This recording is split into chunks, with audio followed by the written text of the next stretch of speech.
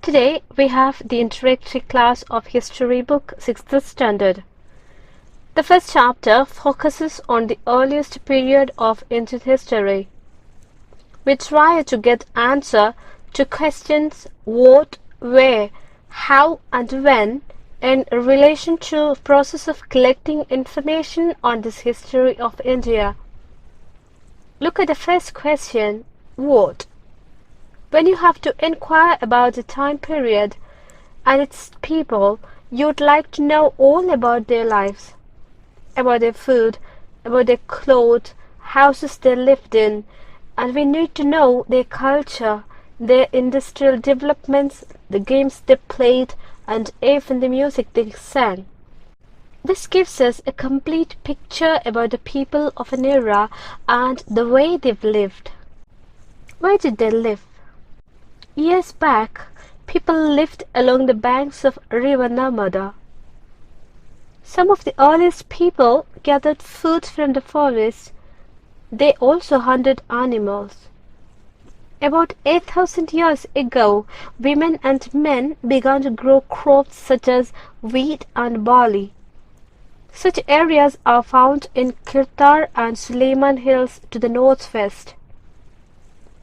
They also began rearing animals like sheep, goat and cattle and lived in villages. Along the Garo Hills to the north, the agriculture developed. The places where rice was first grown are to the north of Vindhyan. In ancient times, the area along the river Ganga and Son was known as Magadha. Now it is in Bihar. It was the first kingdom and it was large. South Asia, including the present countries of India, Pakistan, Bangladesh, Nepal, Bhutan and Sri Lanka, is often called subcontinent.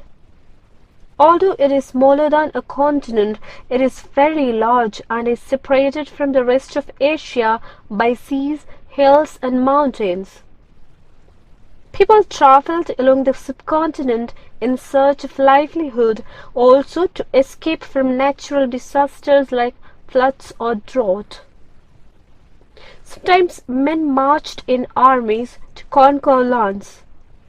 Merchants carried their goods from place to place.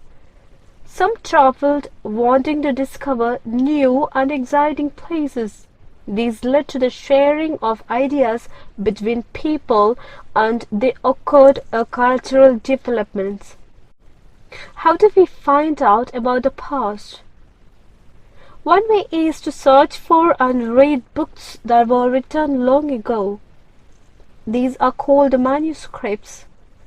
Manu means hands. These were usually written on palm leaves or on the specially prepared bark of a tree known as birch, which grows in Himalayas. Palm leaves were cut into pages and tied together like a book.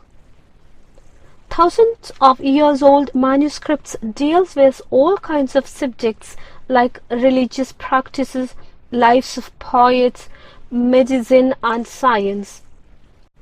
They were written in languages Sanskrit, Tamil and Prakrit, which was a local language of ordinary people.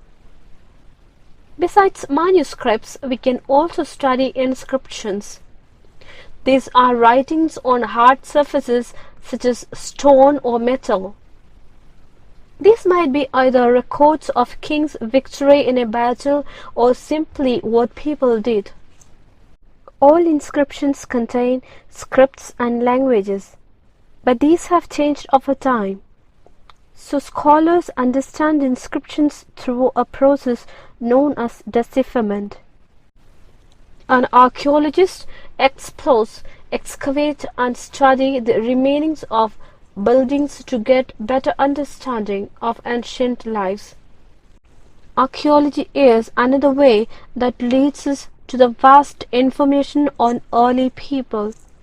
They excavate, explore and study the tools and remainings of buildings. These objects are made with stones, metals, and baked clay. A historian studies about the past using the sources of or information found from manuscripts, inscriptions, and archaeologists. What do dates mean? Years are counted from the dates generally assigned to the birth of Jesus Christ, the founder of Christianity. So 2000 means 2000 years after the birth of Christ. All dates before this is counted backward and usually have the letters BC, which denotes before Christ. You have also seen AD denoting years. This means Anno Domini. Sometimes CE is also used instead of AD, which means Common Era, and BCE instead of BC, which means before Common Era. Sometimes BP is also used, meaning before present. We have touched the important points about how we can understand about the earliest Indian people. In the next video, we will discuss the second chapter, which discusses how their lives evolved through invention of fire, agriculture, and settlement. Try to answer these questions.